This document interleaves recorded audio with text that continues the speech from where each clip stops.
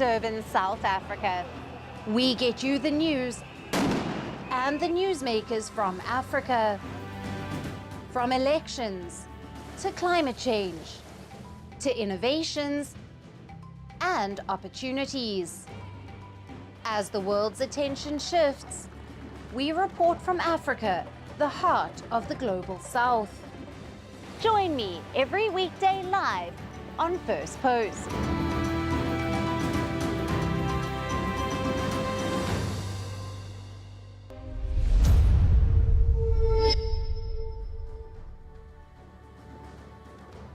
Hello and welcome to First Post Africa, where we get you the top stories from the continent and from across the world.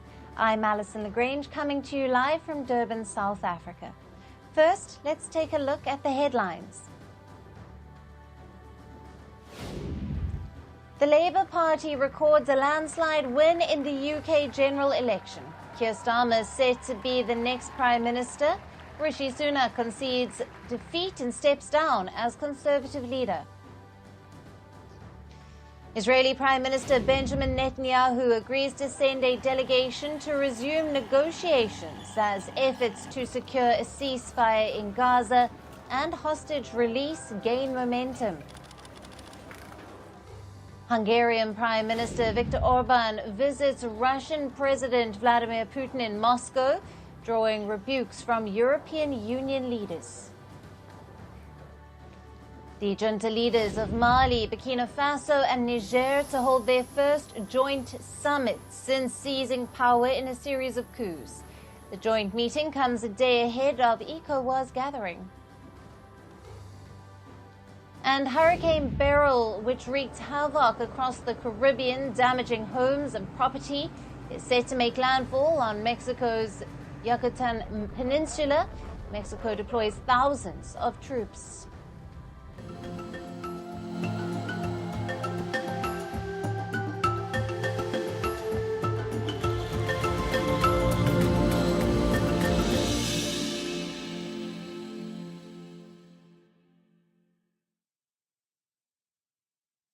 Hello and welcome. We begin with a focus on the Democratic Republic of Congo. The eastern region of the African country has been rocked by violence for decades. Its army has been fighting the M23 rebels, who launched a major offensive in 2021. Apart from fighting the M23 rebels and other militias, the Democratic Republic of Congo is currently staring at another major challenge. Its army is reportedly in disarray. There have been increasing reports of soldiers fleeing the battlefield. In the latest, a military court in the Democratic Republic of Congo has sentenced 25 soldiers to death for fleeing the enemy. They were also accused of dissipating munitions of war, violating orders, and theft. Earlier in May this year, 8 officers were sentenced to death for cowardice after they abandoned their positions guarding the Goma city. In March of this year, Congo lifted a moratorium on the death penalty, citing treachery and espionage in armed conflicts. Now, these incidents exposed the damaging disorder in the Congo's armed forces. What is certain is that the government has only very recently lifted the moratorium on the death penalty, and now some officials are beginning to be subjected to this very heavy-handed decision, the pain of death. We think that we are in danger of reaching the point where many military personnel are going to be candidates for this decision, rather than improving our security apparatus. This kind of decision will increasingly weaken our military and give more fear to those on all the front lines. For over 2 years, Congo's army has been fighting Rwanda-backed M23 rebels, as well as other militia violence. And despite the heavy defense spending and support from troops from regional allies, the DRC has struggled to contain the fighting and gains by rebel forces. Its military has for a long time faced internal divisions. Analysts say mismanagement by army leaders, inexperienced and demoralized troops, and an over-reliance on proxy forces have also kept the DRC on the back foot. Other challenges include insufficient resources, poor logistics and the country's endemic corruption. DRC's North Kivu province is the hotbed of fighting between its army and the M23 rebels. The violence has forced over 1.7 million to flee their homes and displaced a record 7.2 million people. The M23 rebels have made major gains in recent weeks, moving into the towns of Kirumba and Kanya-Nyonga in North Kivu. They have seized vast swathes of territory over several years, almost completely encircling Goma, the provincial capital of North Kivu. Now, DRC accuses Rwanda of backing the M23 rebels, a group formed to defend the interests of Congolese Tutsis. Rwanda's President, Paul Kagame, also belongs to this ethnic group. Now, DRC's President, Felix Tshisekedi, has threatened to declare war against Rwanda in response, but Rwanda has repeatedly denied backing the M23 fighters. It says reports of its soldiers fighting alongside the rebels are baseless. Rwanda instead accuses the DRC of financing and aiding a Hutu rebel group that attacked the Tutsis in both countries. According to UN reports, Rwanda has more than 3,000 troops deployed to North Kivu. This far outnumbers the M23 group's own fighters. Successive Congolese governments and UN peacekeeping missions have struggled to quell the violence in eastern DRC. Democratic Republic of Congo has asked the UN to speed up the exit of its peacekeepers, accusing them of failing to protect civilians from armed militias. For now, the region remains extremely tense. The escalating conflict between the two neighbors has stoked fears of a broader conflict in Africa's Great Lakes region. Now, for more on this, we have with us security expert Espoir Ngolekia, who is joining us live from Goma, the capital of North Kivu province in the Democratic Republic of Congo. Welcome to First Post. Thank you so much. Now, like I mentioned, there are reports of the Congolese army being in damaging disarray. Could you give us the details of the ground reality and the challenges that are faced by the DRC's military? So the Congolese army have many challenges. Among them, we have the lack of munition. The logistic of Congolese army is not on top. The second challenge is the motivation. The majority of military who are on front, they are not very well paid by the Congolese government. The third reason of the challenge is the corruption of the commanders. The majority of commanders are corrupted, and some of them are robbing money of the salary of military. And another challenge is the lack of justice. You know, Congolese army is on front since many years, and former rebellions are in the government, others are in Congolese official army, and there are those many challenges of the lack of justice. It's not a main motivation of Congolese military who are on troop. And some military who are condemned by the Congolese justice, they are only they are victim. You know, they are condemning people, they're condemning military. And for me, the next challenge is to push some Congolese military to join rebellion group, because they'll be in dilemma.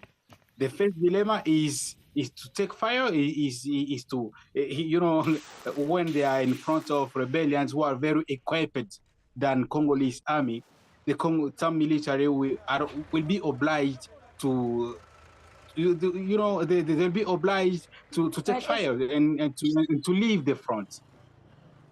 And another dilemma is if they can join the rebellions group.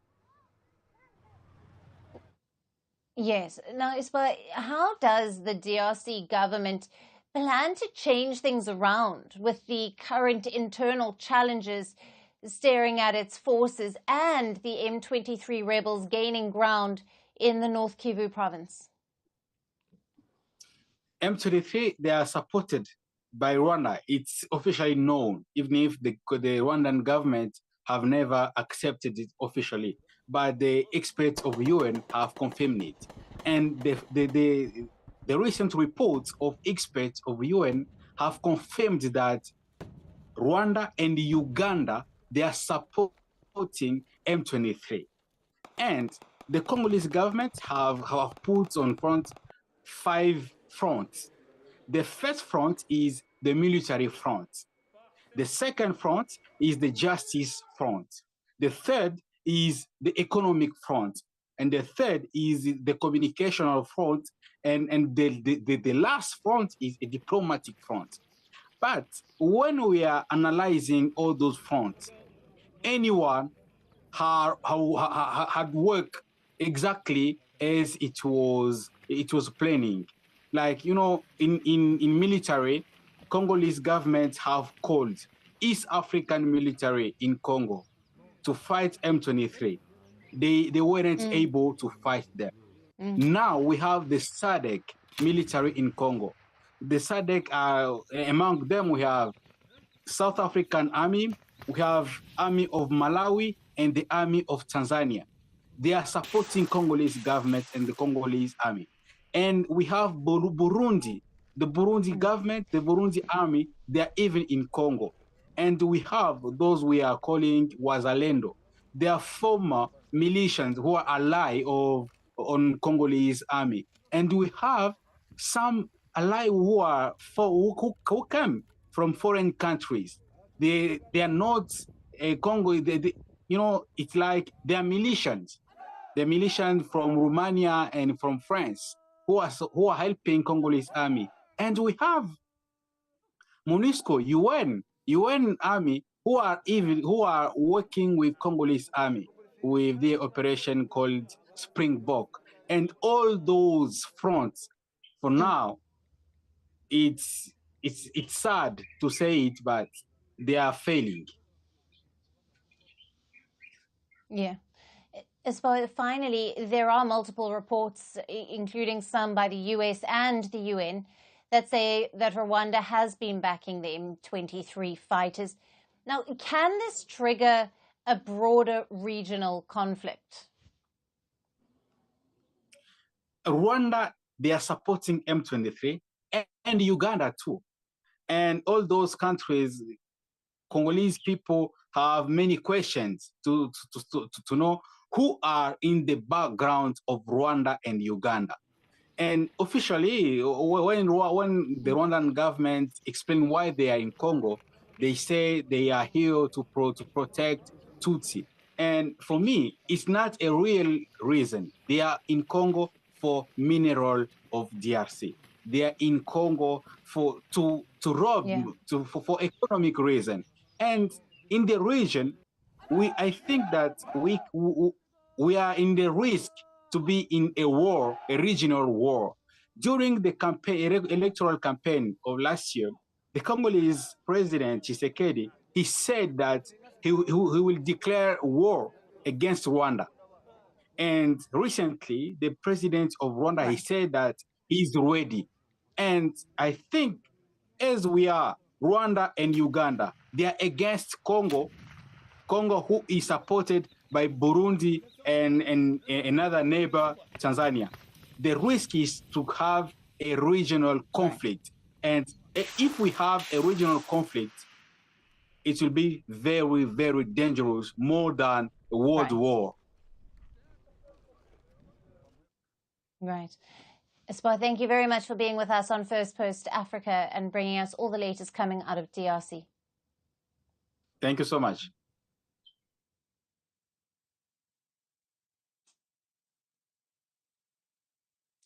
Moving on to Tunisia now, where ahead of the October presidential election, another key opposition leader has been arrested.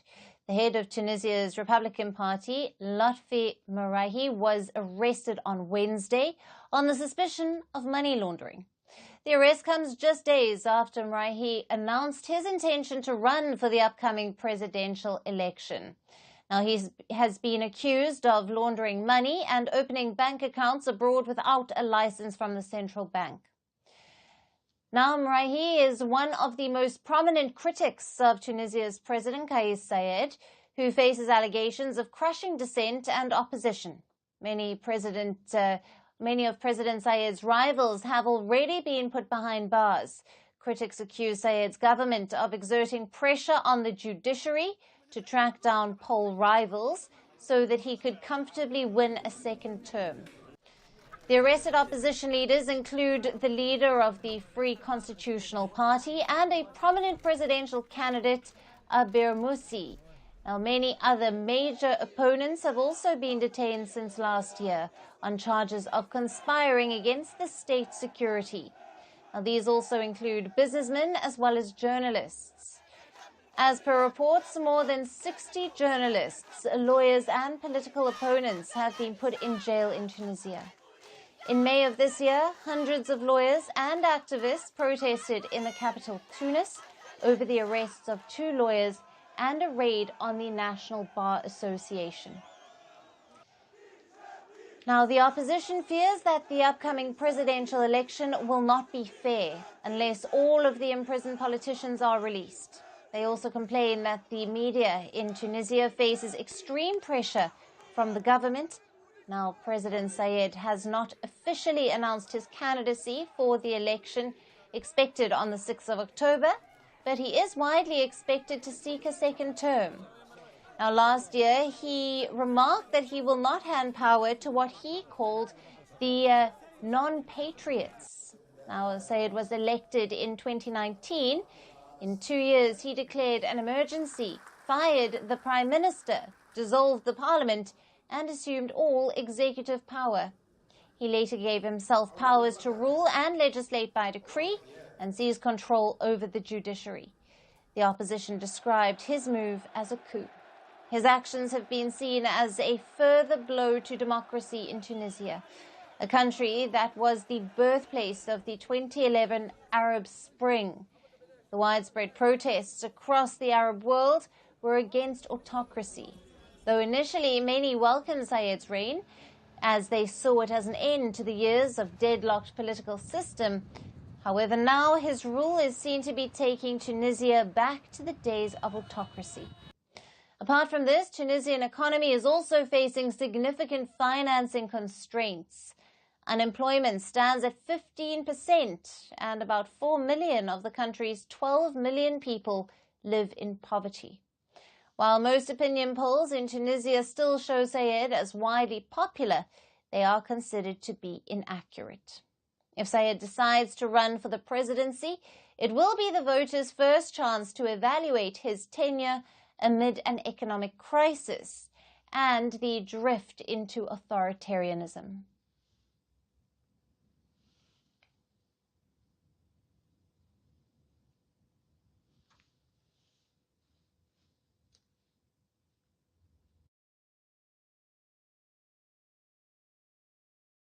Next story, we should focus to Morocco in North Africa. By 2030, reaching Spain from the North African country by train could be a matter of just over 5 hours.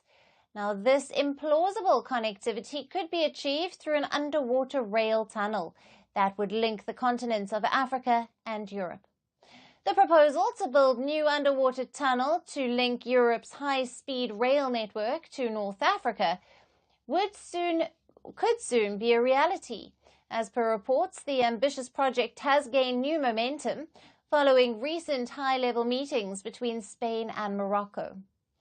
Now, the project would involve constructing 2 28-kilometer-long underwater submarine tunnels beneath the Strait of Gibraltar, reaching a maximum depth of 475 meters. Now, it would link the connecting Punta Paloma in Spain with the Malabata in northern Morocco. It would make stops in the cities of Algeciras and Tangier, and the underwater tunnel would reduce the travel time between Spain's Madrid and Morocco's port city of Casablanca. The estimated cost of the project is over $6.5 billion. It is expected to significantly boost trade between the two continents, as it would transport 13 million tons of goods between Africa and Europe each year.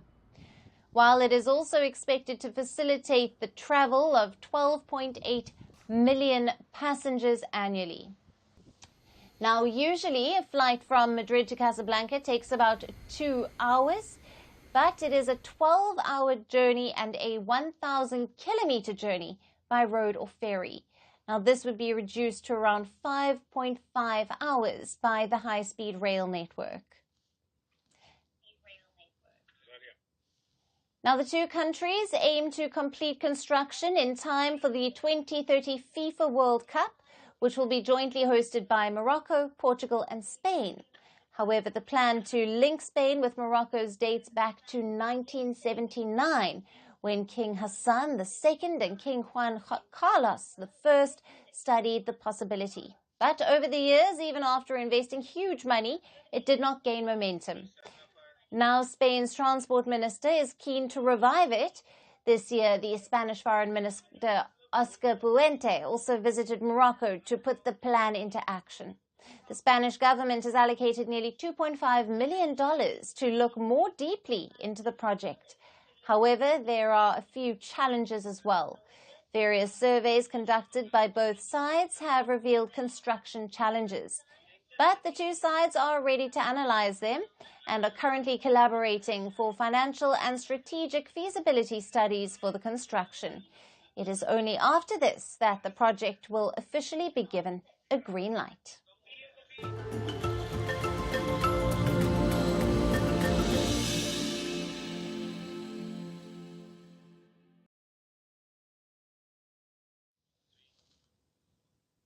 And finally, to our special segment, Resurgent Africa. Amid reports of coups and crises that dominate the headlines from the continent, we get you positive stories that often get overlooked. In the heart of Kenya, a construction firm has set its sights on alleviating the nation's housing crisis. The introduction of cost-effective 3D printed homes aims to address the need for affordable housing in the East African nation. These innovative dwellings boast a trifecta of benefits: flexibility, sustainability, and faster construction timelines. With innovation at the center, Kenya is all set to revolutionize its housing sector. These narrow lanes of slums in Kenya's capital Nairobi carry the burden of the stories of many living in them. Amidst a maze of rusty iron sheets, people navigate their daily chores. These little shacks made of tin sheets instead of walls are what they call home. Many of these makeshift houses lack toilets and running water, and alleys trickle with sewage. Yet, against all odds, this slum is a place of hope. Many residents hope to eventually move to a permanent dwelling, and the government's affordable housing plan is one way to achieve that. But it costs around $3,800 for a one-room government house, and raising this sum of money is a long struggle for many in these slums. Tungependa kuishi kwa nyumba better. We would really love to move into better houses, but we do not have the money to afford them. Those government houses are like a dream for us, but our incomes simply don't allow it.